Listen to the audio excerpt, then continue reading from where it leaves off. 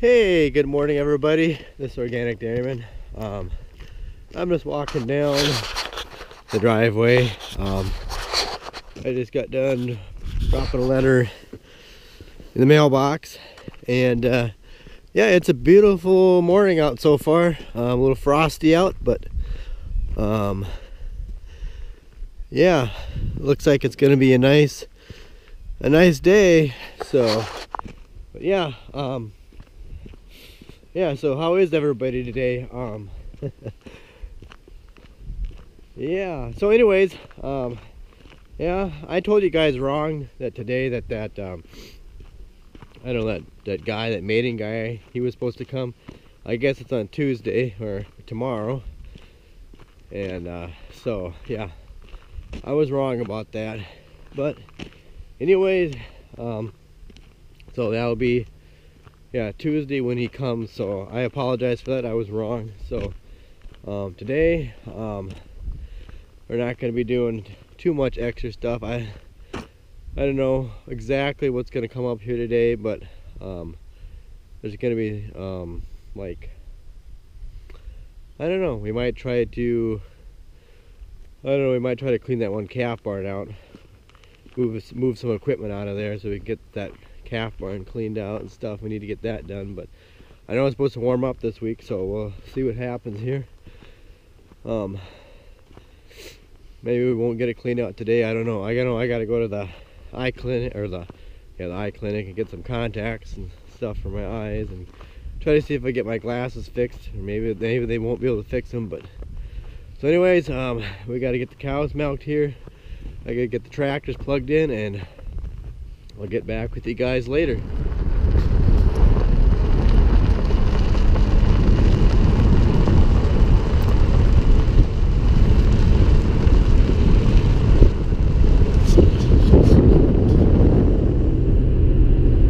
Hey everybody, I am back. As you can see, while we're on the road, headed into town here to go get my contacts, because my glasses here are in two pieces, and I really don't know if they can fix them or not. But I'm just letting my wife drive me to town, because I legally can't drive without my glasses on. Not only that, I can't see very good to drive, so everything is just kind of a blur. I mean, obviously, I don't have any more contacts. The one that I had yesterday was the only one that I had left. So yeah, so I'm headed into town right now, and the sun is just going down, and today was not a bad day as far as weather-wise, at least for this part of the world anyway. It felt a little bit warmer, so yeah, so I'm gonna hopefully get some contacts so I can see what the heck I'm doing. I don't know, maybe, I don't even know if they can fix these things or not. Probably not, but I'll see if they can. So, and then I think when I get back home, I don't know, I think I'm gonna go out and work on that tractor and get that fan blower back in there, or motor. See if I get that thing done. So anyways, I'll get back with you guys later.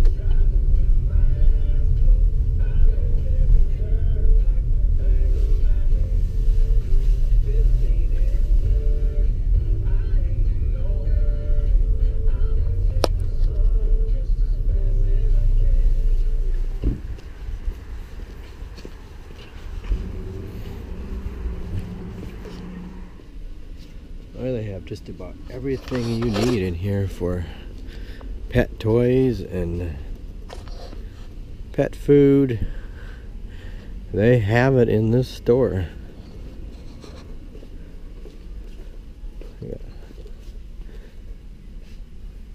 horse tack, everything you need. That's one thing I like about running, is they've got a lot of stuff in here. Ooh, man, dog food. Dogs won't go hungry, or pets won't go hungry.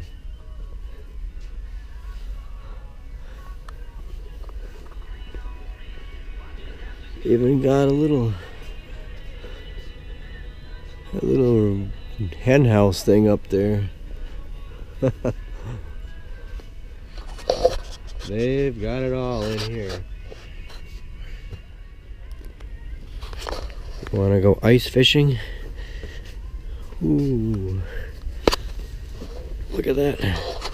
We can go ice fishing. Okay, everybody, as you can see, I'm obviously back from town and from the farm store.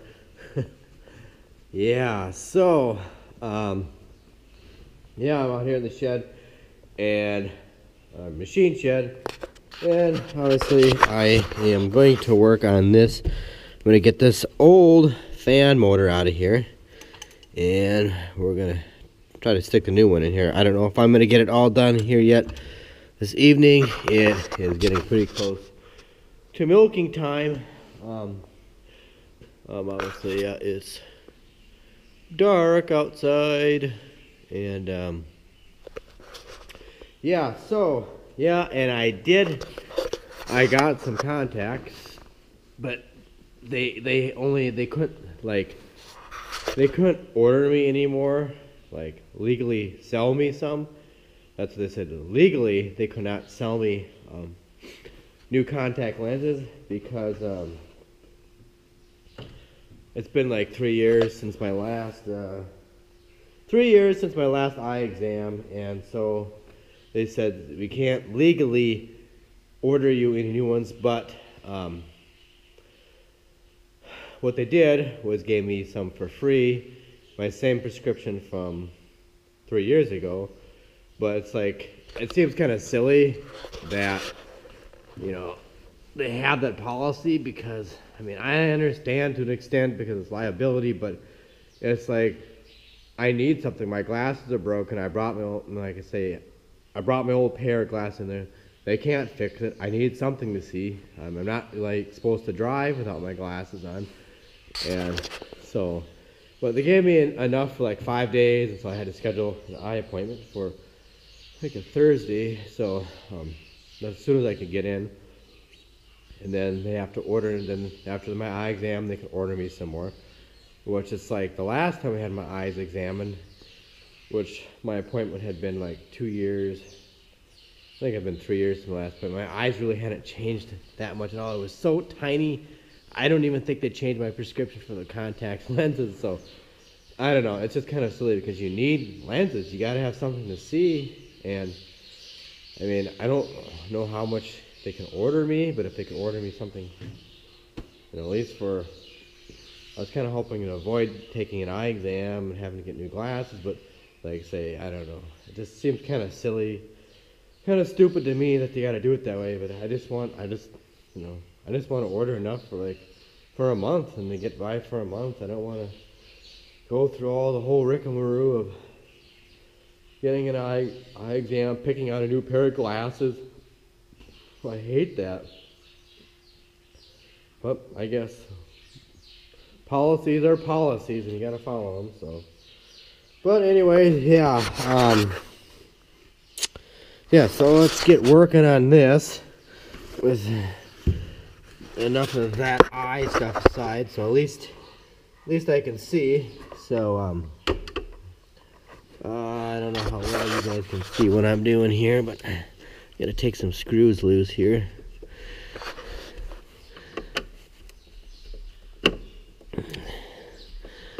Yeah, maybe people think I have a few screws loose in my head sometimes. Just kidding. I don't know. Maybe. Yeah. I don't know. Oh, this holds the whole cover on. There's, how many screws are there?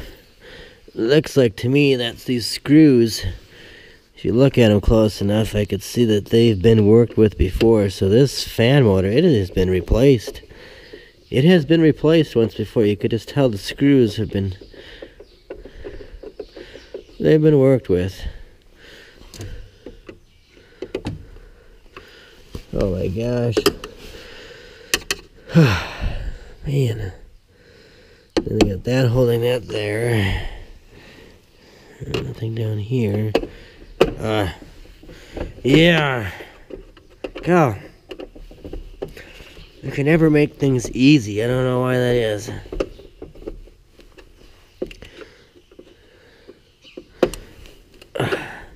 My grandpa, he used to like this kind of meticulous work. My mom's dad. He loved this kind of work.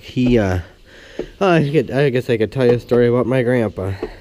I work on this. My grandpa, he, let me set you down here, guys. Right over here. You see me?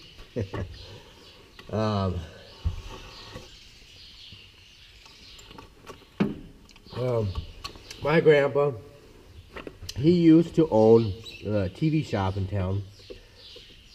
And he loved working on TVs and electronic stuff and things like that. He just loved doing that. But yeah, he used to own the local TV shop in the town. My grandpa actually was a farmer at one time too. He used to farm in a little town that's just south of Melbank, South Dakota, the town that I went to today. A little town called Stramberg, South Dakota. People joke, stranded in Stramberg. Yeah, it's just a little town that my grandpa, he grew up just on a little farm outside of town. And I'm gonna put you guys over here. Maybe that would be better, then you can watch me.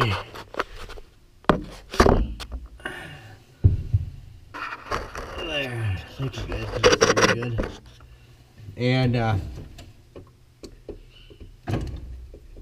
yeah, so he grew up in a little on a farm outside of that little town called Stramberg.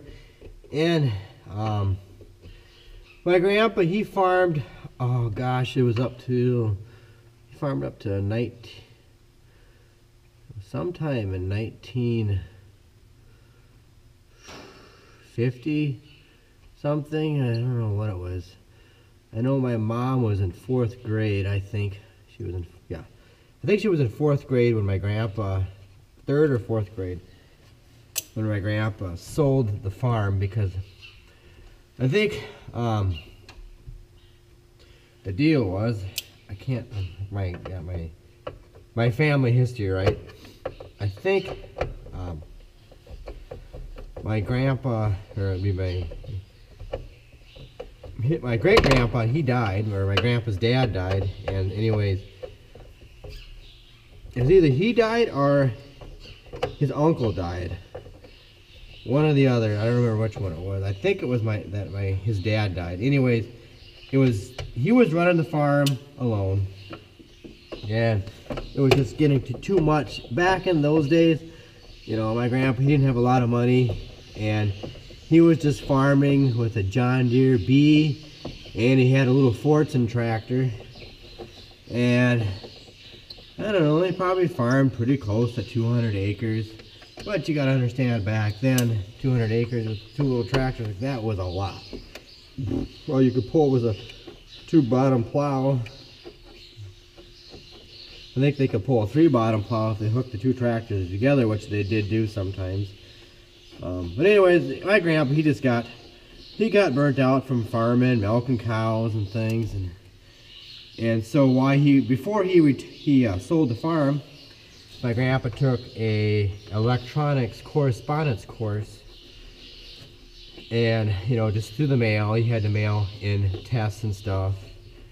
And anyway, so after he did that, he had to, you know, he did like, I don't know how long the course was. It was maybe like, I don't know. It could have been a year course or something. I don't know what it was for sure. Maybe a year or 2 course. that he did through the mail, because obviously that was what they had to do before they had like what they have now, which is the internet, online courses. It was the next best thing. So he did that, and he then he had to go down to Louisville, Kentucky for a month, where he had to take some exams, where he had to actually you know, maybe do some things like with electronics that they could see, like maybe he had to build a, I don't know, something like what they considered back then a primitive circuit board. What they had, you know, back in the 50s, they didn't have much for circuit boards. I don't think they even had, I don't know what they had back then, but maybe a circuit board made out of vacuum tubes or something, I don't know. But he had to go down there and take an online, or do his, that's an online, he had to take his courses, and so he passed everything, and he got his, whatever they would call it, electronics degree. And he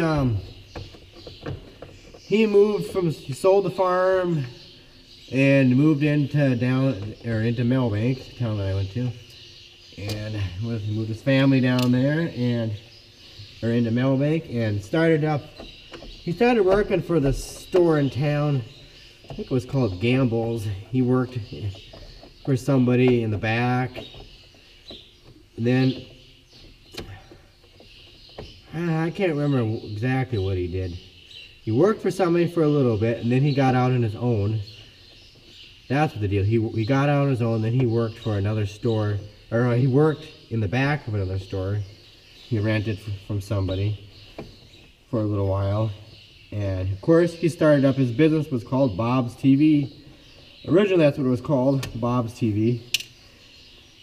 And so he did that. And then, you know, at first, when he got going, the business was kind of slow.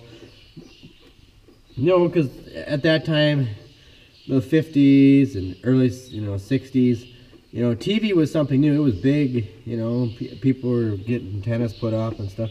There was a lot of competition. Well, anyways, there was other people in nearby towns, and one of the guys that was his big competitor, I don't know, I think the guy died, so my grandpa said, all of a sudden the business just started all coming my way. And so eventually he was able to get his own store, get a bigger building, get his own store, and so he yeah, started doing that, and he was eventually he got a store on Main Street in town, and he was able to hire some employees, and had a van to go out, and he would go out and put antennas up. I mean, my grandpa, when it came to heights, he was fearless. Oh, he was always climbing up on people's roofs, putting antennas up. My grandpa even fell off a roof one time, probably more than once, and never stopped, and he never got scared. He just kept on doing it. And I remember as a kid, whenever a TV would go out, because obviously everybody remembers the old, you know, if you're old enough, you remember the old TVs before they had LCD flat screen TVs. If you're older watching this, you remember all that stuff when they used to have the cathray tubes TVs, hence the name, I think, the boob tube, you know, whatever, the big glass tubes. Anyways, my grandpa, if we'd ever have something wrong going with our TV, my grandpa, he would come out and work on it. He would dig in there, and man, he didn't take him long, and he'd find the problem. Oh, the tuner's bad, or this tube, tube was bad in there. But yeah, my grandpa, he was good at fixing those old TVs. He loved that kind of stuff. But yeah, and eventually he got into his business. He got into appliances, so it's called Bob's TV Audio and Appliance. So he sold speakers, radios, and appliances towards the end when he had his business. And there was one time I remember a story. Obviously, this was before I was born.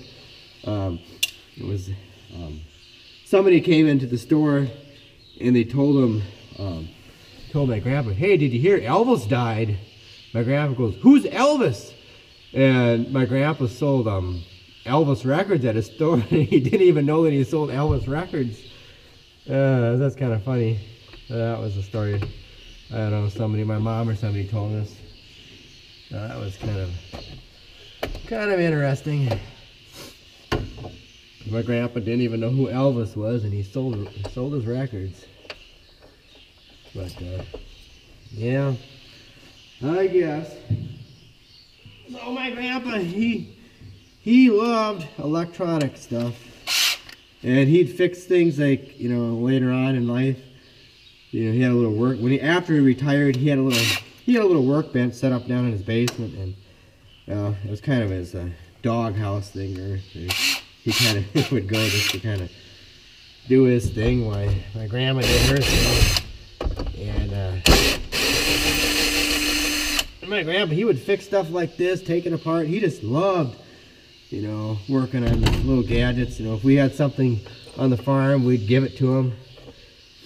You know, my grandpa, he used to come out here to the farm and he'd help my dad and stuff. He was like, you know, after he retired. My grandpa, he retired, I think, in 1985, 86. 1985, he retired from the business. He sold it to a couple guys, and so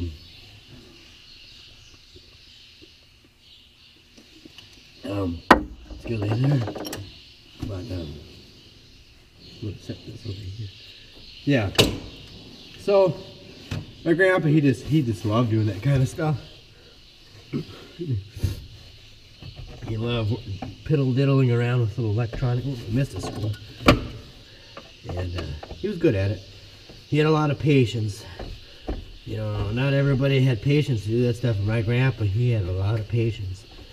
My grandpa, he was a good man. He was a good Christian man, and he taught us a lot of stuff. In some ways, my grandpa, he was kind of like, he was more like a second dad to me than a grandpa, because being my dad died when I was so young. He was such a good man. Okay. Anyways, whoops. Here we are. I'm pretty much sure that the motor is bad in here, because when I turn the key on, the fan is supposed to run all the time. Excuse me. The fan on here, it's supposed to like run all the time. There's something that it's supposed to pressurize the cab, so when you shut the door or something, I don't know, so it doesn't blow out the windows or do something, I don't know. Well, I don't know exactly what New Holland's thinking was, but this thing, like I say, it's supposed to run all the time. You can't shut it off unless you pull the fuse out. But I know that for a fact you could smell it. If you just give this thing a little whoop, it will turn on and take off and go. So I'm sure the brushes are obviously bad. And there's a little smoky smell in there too. So anyways, I am going to work at cleaning this out, or getting this out the rest of the way. And then I will get back with you, because this video, otherwise it's going to turn into a long video. And I guess sometimes I'm always afraid if I get my videos too long, I'm going to bore you guys to death. So I don't want to bore you guys. So anyways, I'm going to see if I get that out, and I'll get back to you a little bit later. Alright everybody, I got the motors in here, and as you can see they're working. I just wanted to try it out before I put the rest of it back together. So it is working. Yep, works good now. It took me a little bit longer to get this back together here, but here, let me just shut this off here for a second. I'll be right back. Okay, I'm just back up here in the repair shed. I just had to quit. Had to come up here and get something. I needed, let's see, I needed just one of these little things here. I dropped one. It's supposed to hold the fan in place and the motor, and I forgot to put those back on. And like I said, one of them I accidentally lost. It flew off, and so anyways, I wanted to make sure I had one. But anyways, I gotta get started with milk and chores here, and but for the most part, there's not much left. I just gotta put the cover back on, and at least it works, so that's good.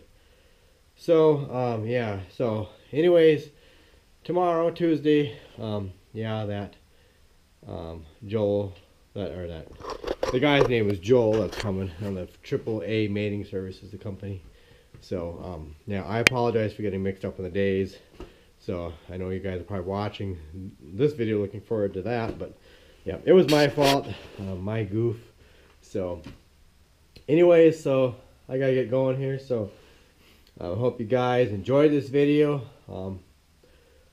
I didn't know how this video was gonna turn out today, but yeah, if you enjoyed this video, give it a thumbs up. If you have any questions, drop down in the comment section below. And check me out on Instagram and Twitter at Organic Dairyman. And please, if you haven't, go ahead and hit that subscribe button. And thanks to everybody that has subscribed to my channel. I appreciate each and every one of you. And if you go ahead, share this video or share any of my videos with your friends and your family. Yeah. Oh, what else here? Yeah, thanks again to everybody for watching. And like I say, I just appreciate all your guys' views. And yeah, so we'll see what happens tomorrow. Hopefully maybe I can get an interview with the guy. I'll try and see if I can or not. I don't know for sure if I will. It depends on if he wants to be in camera. But yeah, so I guess that's everything for this video. And maybe I'll do a video another day finishing up the rest of that thing there too, the tractor. But anyways, I gotta go, so I'll catch you later.